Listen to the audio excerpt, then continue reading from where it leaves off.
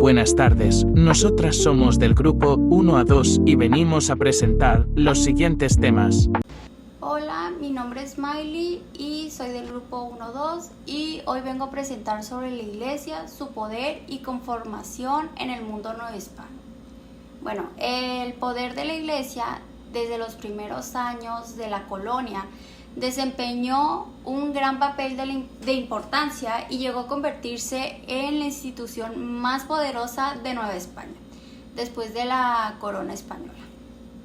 La iglesia acaparó riquezas y territorios e intervino en la economía y la distribución de la tierra, dominó la conciencia y las costumbres de los hombres, interviniendo en la educación, artes y las ciencias. Una de las instituciones religiosas de mayor importancia en la Nueva España fue la Mayor Inquisición, establecida el 4 de noviembre de 1571.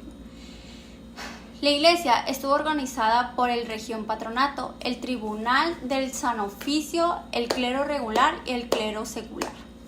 El clero regular se distribuyó por todo el territorio debido a que apenas concluida la conquista llegaron las órdenes indicadas por los franciscanos, dominicanos, agustianos y mitas. Por otra parte, el clero secular estuvo más ligado a los grupos más ricos, poderosos, los criollos, hijos de hacendados y mineros. Se incorporaban a las carreras por su prestigio social y seguridad económica. La conformación de la iglesia en el mundo novohispano fue un proceso complejo que se desarrolló a lo largo de los siglos XVI y XVII, tras la llegada de los españoles a América. Bueno, la llegada de los misioneros a partir de 1524 llegaron diversas órdenes religiosas como franciscanos, dominicos, agustinos y jesuitas. Su labor fue la evangelización de las poblaciones indígenas. La construcción de iglesias, se construyeron numerosas iglesias en todo el territorio novohispano, muchas veces utilizando materiales locales y adaptando estilos arquitectónicos europeos tradicionales indígenas. La evangelización no fue un proceso y se produjo un intercambio cultural que llevó al sincretismo entre las creencias indígenas y la religión católica. Esto se refleja en las festividades y iconografías religiosas. La educación y la cultura. La iglesia también jugó un papel importante en la educación fundamental de escuelas y universidades. Las instituciones religiosas fueron responsables de la formación criolla, que más tarde llegaría a jugar un papel crucial en México. El control social. Las iglesias católicas no solo fue una institución espiritual, sino también un instrumento de control social y político. A menudo tenía influencia sobre los asuntos gubernamentales y sociales. La economía.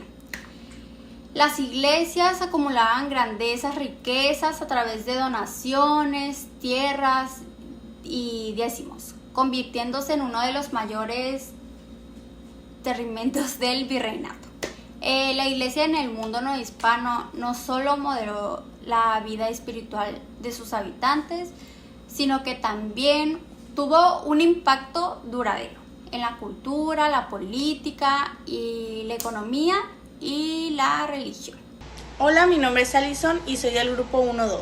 Hoy les hablaré sobre el tema la iglesia y su influencia en educación, cultura y las artes en el mundo novohispano. La educación en el mundo novohispano, desde los primeros años del régimen colonial, la Iglesia Católica gozó de una posición privilegiada, ya que además de estar sustentada por el Estado, estaba inmersa en una sociedad en la que todas las actividades se regían o relacionaban con el espíritu religioso. La educación novohispana fue de carácter esencialmente religioso, controlada por el clero al servicio de la Iglesia Católica. La educación se fundó sobre el dogma religioso, enigma de la libertad de pensamiento y rimonio exclusivo de las clases superiores, mientras que para los sectores populares fue escasa y limitada. Algunos miembros de esta élite infantil fueron instruidos en religión, aritmética, lectura escrita y canto, mientras que a otros se les enseñó la construcción y ornamentación.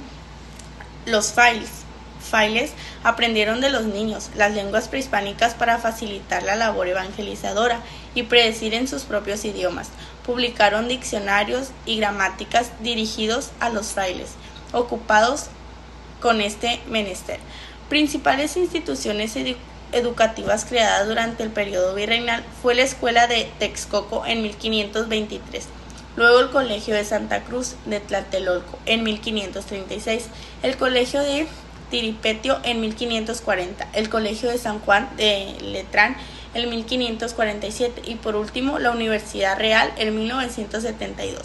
Los jesuitas reservaron la educación superior para la juventud criolla, impartía en centros especiales noviciados, seminarios y colegios para la formación adecuada de los futuros ministros de la Iglesia, y se excluía a la población nativa mesoamericana del cero. Sin embargo, finalmente se impuso el criterio de los ponientes de fomentar el clero indígena. Las mujeres criollas y españolas eran las encargadas de preservar las costumbres añoradas de la tierra de los antepasados y el honor de sus familias. Su educación era esmerada, aunque no incluía la lectura y la escritura.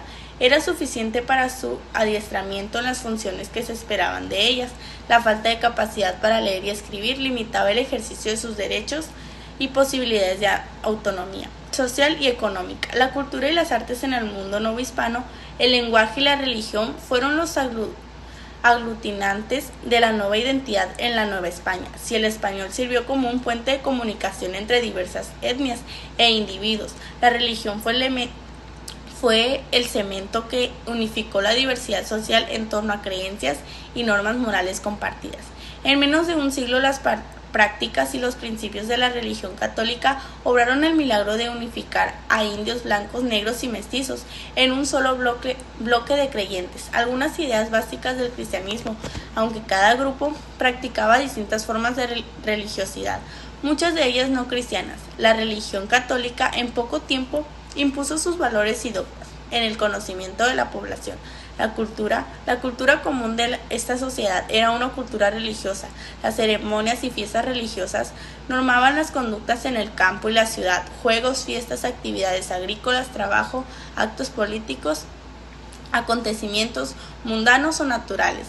Todo transcurría envuelto en el halos y símbolos religiosos. Una imagen religiosa venerada por la gente criolla, la Virgen de Guadalupe, fue el primer símbolo que tendió un puente integrador en esa sociedad profundamente dividida. La cultura y pintura fueron artes que se integraron en la arquitectura novohispana con un claro sentimiento religioso. La escultura con tallas en prohispana con un claro ser lorento religioso. La escultura con tallas en madera y piedra para formar los retablos barrocos recargados con flores, ángeles, hojas de acanto, etc. La pintura al servicio de la iglesia expresada en paredes de templos y conventos o en grandes cuadros, murales al óleo, al igual que las casas señoriales y capillas decoradas con temáticas religiosas. Esas primeras décadas del régimen colonial, la mayor parte de esa producción plástica era elaborada por indígenas, quienes copiaban modelos europeos proporcionados por los frailes como grabados, libros y estampas, a los que muchas veces aplicaron su propia interpretación. Por último, la arquitectura. Las primeras construcciones pertenecieron sobre todo a los franciscanos.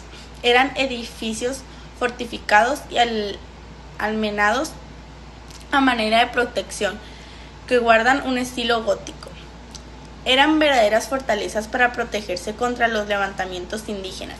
Algunas edificaciones que pertenecen a este estilo son los conventos e iglesias de Tepeaca, San Francisco, en Tlaxcala y Puebla. Décadas después de la caída de México Tenochtitlán, se construyeron numerosos edificios públicos, templos, conventos y palacios para las familias acaudaladas. Esto es todo de mi parte. Muchas gracias. La importancia de las festividades religiosas en la Nueva España. Las festividades religiosas en la Nueva España fueron más que simples ceremonias. Representaron espacios de diversión y socialización para los habitantes, quienes a pesar del miedo al infierno encontraron en estas celebraciones un alivio y un momento de esparcimiento, aunque eran fechas solemnes. Las fiestas estaban llenas de alegría y color, organizadas por diversas corporaciones como cofradías, gremios y órdenes religiosas. Estas celebraciones eran multisensoriales. Luces, música, fuegos artificiales y banquetes unían a todos los sectores de la sociedad. El calendario litúrgico ofrecía casi un festejo diario, destacándose el carnaval y el día de Corpus Christi. Durante el carnaval, que se celebraba justo antes de la Cuaresma, los novohispanos podían liberarse de las normas sociales y disfrutar sin restricciones, actuando como una válvula de escape ante la rigidez del orden jerárquico. El día de Corpus Christi era quizás la fiesta más popular, con representaciones teatrales y procesiones que simbolizaban la lucha contra el pecado y la herejía. La participación popular en estas festividades superaba a las cívicas, atrayendo a la gente no solo por su significado religioso, sino por el ambiente festivo que ofrecían. Los indígenas también jugaron con un papel crucial al integrar ritos católicos con danzas y costumbres prehispánicas. Con el tiempo se sustituyeron sus antiguas deidades por santos católicos, lo que fortaleció su sentido de pertenencia a sus comunidades. Cada pueblo adoptó un santo de patrono y celebraba su fiesta de fechas únicas. La devoción hacia figuras como la Virgen de Guadalupe se intensificó durante el siglo XVI, gracias al apoyo del clero secular. Su santuario de Tepeyac se convirtió en un importante centro de peregrinación. A pesar del paso del tiempo, muchas festividades actuales siguen teniendo raíces en esa época virreinal. Sin embargo, hubo tensiones entre la Iglesia y el Estado español durante el siglo XVII.